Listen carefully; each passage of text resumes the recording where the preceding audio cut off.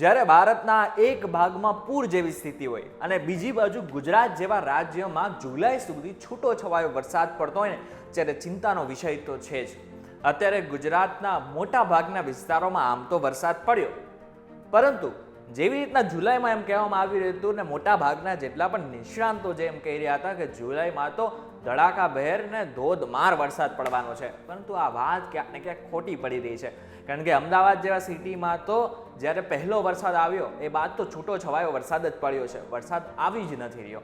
મોટાભાગના હવામાન વિભાગની આગાહી પણ એવી રીતના કહી રહી હતી કે આવી જશે વરસાદ આવી જશે, પરંતુ જે ચિત્ર છે એ કંઈક અલગ જ બતાવી રહ્યું છે. ગુજરાતની વાત કરીએ તો તમે ગુજરાતમાં જોઈ શકો છો કે આખું જે ચિત્ર છે એ પ્રમાણે જોવા જાય તો ખાલી માત્ર ને માત્ર દક્ષિણ ગુજરાતને આપણે છોડી દઈએ ને તો બાકીનો જેટલો પણ વિસ્તાર છે ને ત્યાં આપણને કંઈ જ નથી દેખાઈ રહ્યું.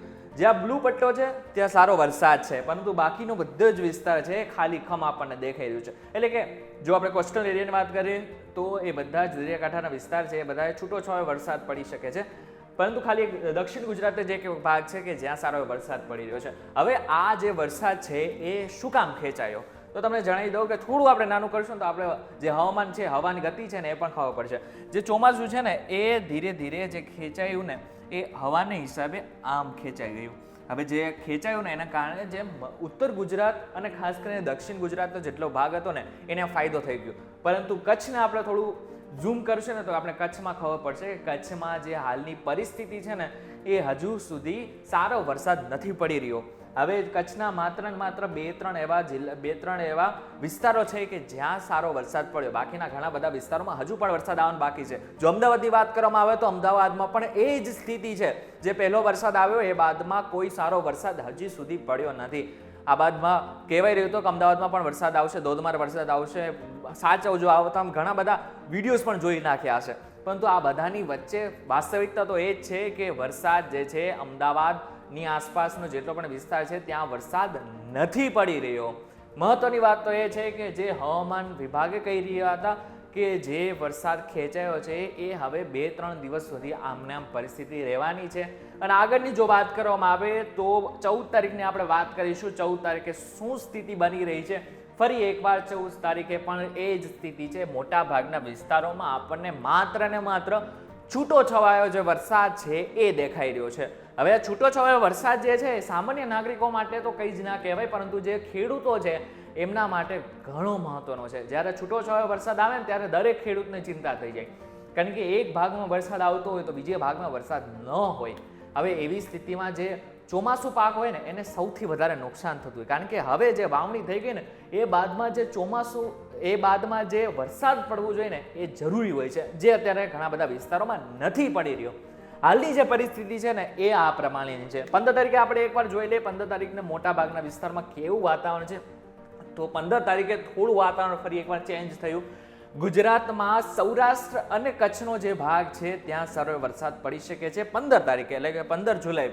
15 જુલાઈની વાત કરીએ તો રાજકોટ, ચોટીલા, જસદણ, ગોંડલ, ભાણવડ, પોરબંદર, દ્વારકા, સલૈયા, જામનગર, આ બાજુ વેરાવળ, ઉના, મહુવા, અલંગ, ભાવનગર, એટલે કે સૌરાષ્ટ્રનો આખો એરિયો કવર થઈ શકે છે બોટાદને છોડીને.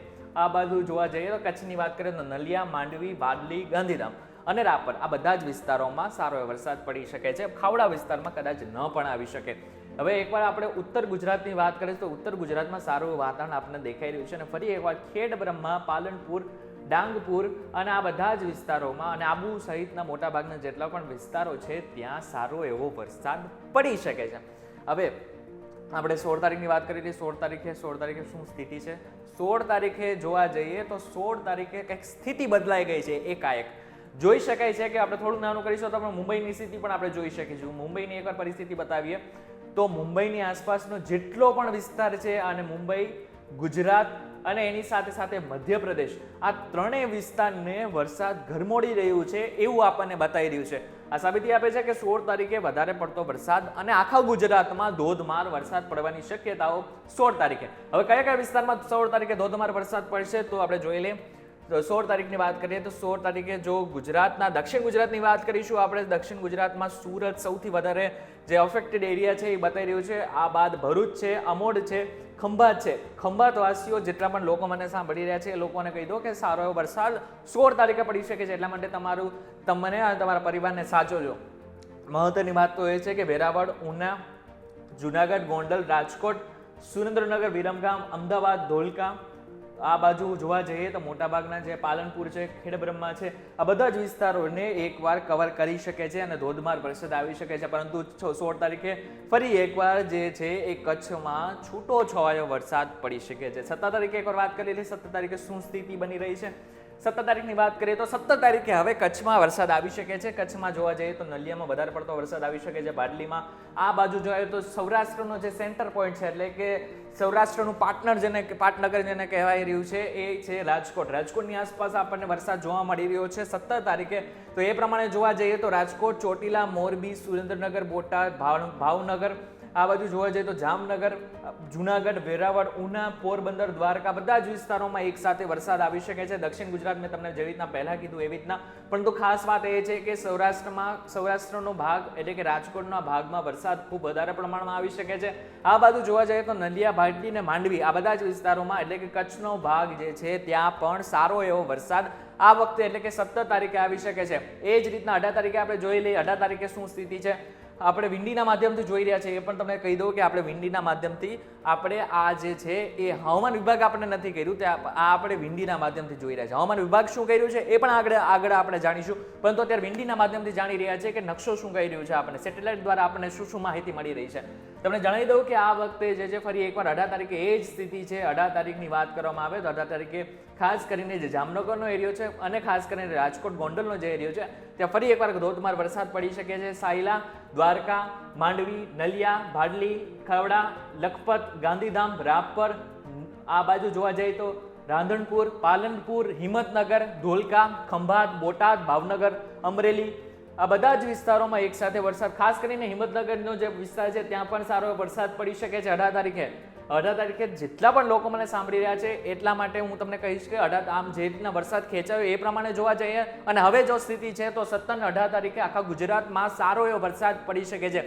એટલા માટે જ 17 અને 18 તારીખે હું માનું કે હવે વરસાદ આવી શકે છે ફરી એકવાર. જે બીજો રાઉન્ડ જે છે ઓફિશિયલી બીજો રાઉન્ડ છે એ 17 થી 18 તારીખની વચ્ચે શરૂ થઈ શકે છે. હવે આ તો હતું વિંડી દ્વારા. હવે આપણે હવામાન વિભાગ શું કહી રહ્યું છે તેની પણ વાત કરી લઈએ. હવામાન વિભાગ પ્રમાણે 13 તારીખે જો 13 તારીખની વાત કરવામાં આવે તો ફરી એકવાર ઉત્તર ગુજરાત અને દક્ષિણ ગુજરાત મેં તમને જેવી રીતના પહેલા કીધું એ બધા જ વિસ્તારમાં સારો વરસાદ છે, જેમ કે બનાસકાંઠા, પાટણ, મહેસાણા, સાબરકાંઠા, અરવલ્લી, ગાંધીનગર, અમદાવાદ, આણંદ, ખેડા, મહીસાગર, પંચમહાલ, દાહોદ, બોટાદ, છોટાઉદેપુર, નર્મદા, ભરૂચ, સુરત, તાપી, ડાંગ, નવસારી, વલસાડ, દમણ, દાદરા, નગર હવેલી આ બધા જ વિસ્તારોમાં સારો એવો વરસાદ આજના દિવસ પૂરતો પડી શકે છે. પરંતુ બાકીનો જેટલો પણ વિસ્તાર છે એટલે કે સૌરાષ્ટ્ર અને કચ્છની વાત કરીએ તો બધા જ વિસ્તારોમાં છૂટો છવાયો અને સામાન્ય વરસાદ પડી શકે છે. આ બાદ જો આપણે 14 તારીખની વાત કરીએ 14 તારીખે શું સ્થિતિ છે ફરી એકવાર એ જ સ્થિતિ જેવી રીતના વિંડી આપણને બતાવી રહ્યો હતો એ જ સ્થિતિ. ઉત્તર ગુજરાત અને દક્ષિણ ગુજરાતમાં સારો એવો વરસાદ, ધોધમાર વરસાદ અમુક જગ્યાએ. તો બીજી બાજુ જોવા જઈએ તો જે ગ્રીન પટ્ટો દેખાઈ રહ્યો છે એ ગ્રીન પટ્ટાનો મતલબ એમ છે કે સામાન્ય વરસાદ પડી શકે છે અને છૂટો છવાયો વરસાદ પડી શકે છે. આપણે 15 તારીખની વાત કરીએ 15 તારીખે શું સ્થિતિ છે. 15 તારીખે ફરી એકવાર એ જ સ્થિતિ આખા ગુજરાતમાં જેવી રીતના વિંડી આપણને બતાવી રહ્યું હતું કે જે છે એ છૂટો છવાયો વરસાદ પડી રહ્યો. આપણે જોયું હતું જેવી રીતના વિંડી 15 તારીખે ફરી એકવાર બતાવી દઈએ 15 તારીખે શું સ્થિતિ હતી. 15 તારીખની વાત કરીએ જેવી રીતના 15 તારીખે છૂટું છવાયો ખાલી માત્ર ને માત્ર આપણને અમુક જગ્યાએ છૂટો છવાયો વરસાદ દેખાતો હતો. પરંતુ એવી જ રીતના હવામાન વિભાગ પણ આપણને એવી જ રીતના કહી રહ્યું છે કે હવામાન વિભાગનું પણ એ જ કહેવું છે કે 15 તારીખે જે છે એ આખા ગુજરાતમાં છૂટો છવાયો વરસાદ પડી શકે છે. એટલે કે એવું કોઈ આગાહી નથી કરવામાં આવી રહી કે ધોધમાર વરસાદ કોઈ વિસ્તારમાં પડી શકે છે. માત્ર ને માત્ર સામાન્ય એવો વરસાદ આખા 15 તારીખના દિવસે પડી શકે છે. આમ જોવા જઈએ તો 10 જૂને જ વરસાદનું આગમન થઈ ગયું હતું, પરંતુ હવે જે સ્થિતિ છે એ બદલાઈ ગઈ હતી. કારણ કે જે વરસાદ ખેંચાયો અને એ પણ પવનની દિશાના હિસાબે એ સાબિત કરે છે કે ચોમાસાનું કંઈ જ નક્કી નથી, કુદરતનું કંઈ નક્કી નથી, ક્યારે વરસી જાય કોઈને નથી ખબર. આ તો કેવું છે કે હવામાન વિભાગને પાછા પડી દે એ કુદરત છે. હવે મોટાભાગના વિસ્તારની ફરી એકવાર વિંડીના માધ્યમથી જોઈ રહી કે હવે આખા ભારતની સ્થિતિ શું છે. એકવાર ભારતની સ્થિતિ ઉપર પણ આપણે નજર કરી લઈશું. ભારતની સ્થિતિની વાત કરી લઈએ તો મોટાભાગના ભારતના જેટલા પણ રાજ્યો છે ત્યાં વરસાદ પડી રહ્યો છે. પરંતુ જો ખાસ કરીને જો પૂરની સ્થિતિ વાત કરવામાં આવે તો આસામ, ખાસ કરીને બંગાળ, આ બધા જ વિસ્તારોમાં આપણે દેખાઈ રહ્યું છે. અગર આપણે થોડુંક ઝૂમ કરીશું તો ભુવનેશ્વરની આસપાસ જે છે એ સિસ્ટમ સક્રિય ઓલરેડી એક છે, જેને હિસાબે ત્યાં પૂર જેવી સ્થિતિનો અહેસાસ થઈ રહ્યો છે. લોકોના ઘરમાં પાણી ઘૂસી રહ્યા છે. અરે જો બિહારની વાત કરવામાં આવે તો બિહારમાં તો એક સાથે એક જગ્યા ઉપર 21 લોકોના વીજળી પડવાને કારણે મોત થયા. આ એક બહુ મોટો આંકડો છે અને દર વર્ષે આમાં વધારો થતો હોય છે. એટલે કે આપણા જે ઉત્તર પૂર્વના રાજ્યો છે અને ખાસ કરીને પૂર્વના ભાગના જેટલા પણ રાજ્યો છે ત્યાં હંમેશા વીજળી પડવાની ઘટનાઓ બનતી હોય છે. પરંતુ બીજી બાજુ અરબ સાગરની વાત કરવામાં આવે, એટલે કે અરબ સાગર એટલે કે ગુજરાતમાં જ્યારે વરસાદ આવશે ત્યાંની વાત કરી રહ્યો છું, એ વિસ્તારમાં એવો કોઈ વીજળી પડવાની જે ઘટનાઓ છે એ ઘણી ઓછી બનતી હોય છે. કારણ કે અરબ સાગરનો જે દરિયો છે એ શાંત દરિયો માનવામાં આવે છે, એ શાંત મહાસાગર તરીકે માનવામાં આવે છે.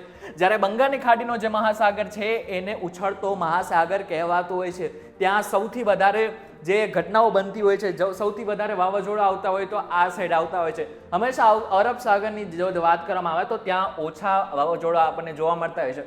હંમેશા યાદ રાખો કે જ્યારે પણ વાવાઝોડાની સ્થિતિ બને એ બંગાળની સાઈડ હોય કે પછી આ બાજુ હોય, કોઈ પણ સક્રિય સિસ્ટમ સક્રિય થાય એ બંગાળની ખાડી સાઈડ હોય કે પછી અરબ સાગરની સાઈડ હોય, જ્યારે પણ સિસ્ટમ સક્રિય થાય છે ત્યારે તેની સીધી અસર આપણા ગુજરાતમાં આપણને જોવા મળે છે. આપણે કેટલી બધી વખત જોયેલું છે કે બંગાળની ખાડીની સાઈડ કોઈ વાવાઝોડું આવેલું હોય ને તેની સીધી અસર ગુજરાતમાં આપણે જોવા મળતી હોય છે, સીધો વરસાદ આપણને જોવા મળતો હોય છે. એ પ્રમાણે જોવા જાય તો બે પ્રકારના જે હવા જે ફેલાઈ રહી છે, હવા જે પસાર થઈ છે એ કઈ રીતના છે. પહેલી તો મેં તમને જેવી રીતના કીધું કે અરબ સાગરનું જે સ્થિતિ છે, આવી રીતના પવન ફૂંકાય છે, એના હિસાબે જે અરબ સાગરના જે વાદળો છે એ આપણા ગુજરાત તરફ ખેંચાતા હોય છે. ખાસ કરીને એને સીધી અસર મુંબઈ સુધી થતી હોય છે અને મુંબઈથી ઉપર આવતા હોય છે. પરંતુ બીજી બાજુ જોવા તો બંગાળની ખાડીના જે પવનો છે એ આ સાઈડના હોય છે, જેને હિસાબે સૌથી પહેલા બંગાળથી લઈને આગળના વિસ્તારો મધ્યપ્રદેશથી ગુજરાત સુધી આવતો હોય છે. એટલા માટે થઈને બંગાળનો જે વરસાદ છે એ આપણને પણ ક્યાંક ને ક્યાંક અસર કરતો હોય છે. કારણ કે એ વરસાદ ગુજરાત સુધી પહોંચતા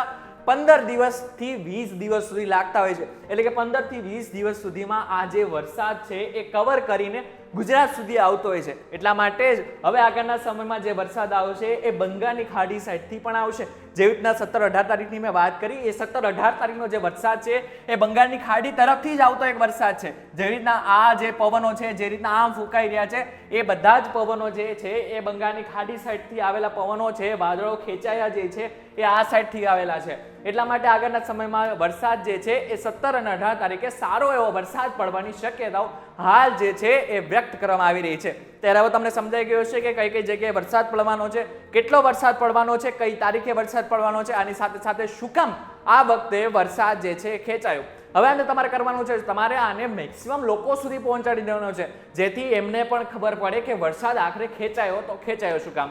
આ વિડીયો પસંદ આવે તો વિડીયોને લાઈક અને શેર જરૂરથી કરજો તથા આવા જ ઇન્ફોર્મેટિવ વિડીયોઝ માટે અને હવામાનને લગતા વિડીયોઝ માટે VTV Gujarati.com સાથે જોડાયેલા રહેજો.